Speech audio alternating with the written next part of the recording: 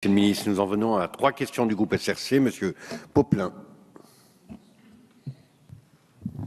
Merci, Monsieur le Président. Monsieur le Ministre, lorsque le gouvernement et la majorité qu'il soutient sont arrivés aux responsabilités, il y a un peu plus de 2 ans et demi, 2 fléaux pesaient tout particulièrement sur les politiques de sécurité. Le premier, il a déjà été évoqué ce soir, était l'augmentation massive du nombre de cambriolages, tant en milieu urbain qu'en milieu rural. Et cela a été dit, de 2007 à 2012, ces faits de délinquance avaient enregistré une hausse de 44% pour les résidences principales. L'explosion inquiétante de ce phénomène a conduit votre prédécesseur à mettre en œuvre dès le mois d'octobre 2013 un plan national doté de moyens spécifiques. Vous avez déjà tout à l'heure, répondant à notre collègue Favennec, puis après à notre collègue Claireau, actualisé le bilan de ce plan, bilan encourageant qui sera, je n'en doute pas, conforté par l'action dans la durée. Le deuxième fléau, c'est le trafic de stupéfiants. Au-delà du problème de santé publique qu'il pose, les premières victimes du développement de ces économies souterraines sont les habitants des quartiers populaires dans lesquels elles prennent racine.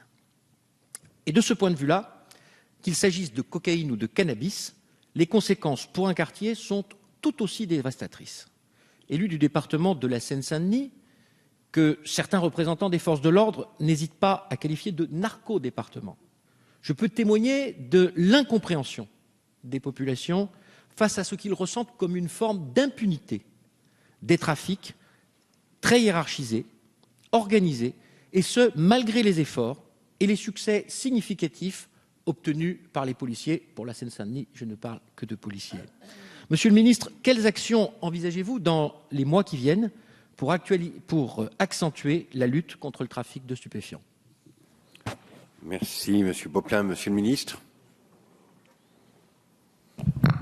Monsieur le député Poplin, nous avons déjà eu l'occasion de nous entretenir de ces questions et vous savez la détermination du gouvernement à lutter contre toutes les formes de trafic, le trafic de stupéfiants bien entendu, en raison des ravages qu'il occasionne dans un certain nombre de cités, où une délinquance faite de trafic et de petites combines s'instaure, avec d'ailleurs parfois des relations avec d'autres réseaux qui vont bien au-delà du quartier. Le trafic de drogue et la lutte contre le crime organisé en témoignent, est un trafic mondial qui mobilise des acteurs du lieu où la drogue est produite jusqu'à l'endroit où elle est écoulée, petits trafiquants qui prennent une part de la marge occasionnée par ce trafic, mais une marge résiduelle au regard de ce qui est empoché par des organisations du crime très structurées qui utilisent des sociétés écrans, qui placent leur argent dans des paradis fiscaux, qui mobilisent des plateformes portuaires et aéroportuaires dans un certain nombre de pays pour développer leur trafic. Donc nous sommes résolus à lutter contre ces trafics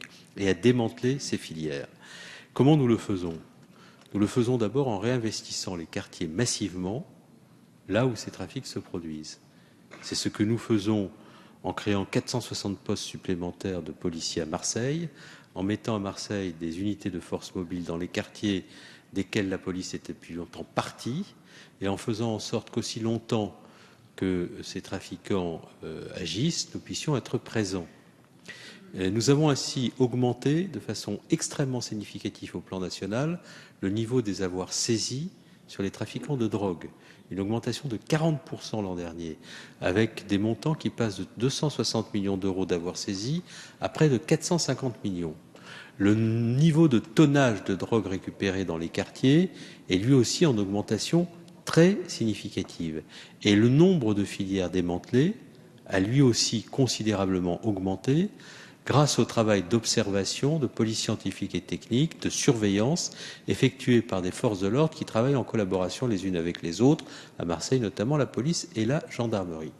Ce qui se passe, c'est que quand vous réduisez le périmètre d'intervention de ces groupes par le démantèlement de leur activité, le périmètre se réduisant, la lutte entre ces groupes pour essayer de maintenir une activité se fait plus rude.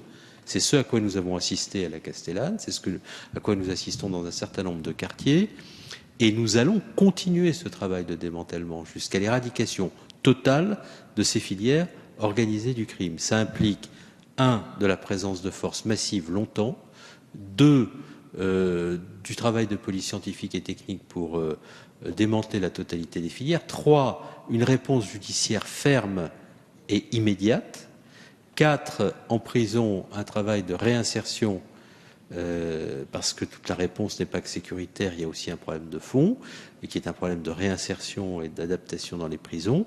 Et 5, cela implique une action internationale de lutte contre les filières organisées de la drogue, qui mobilisent des acteurs présents sur la bande sahélo-saharienne et en Amérique du Sud. Et sans une coopération forte au sein d'Europol et au sein d'Eurojust, nous n'aurons fait qu'une partie du travail.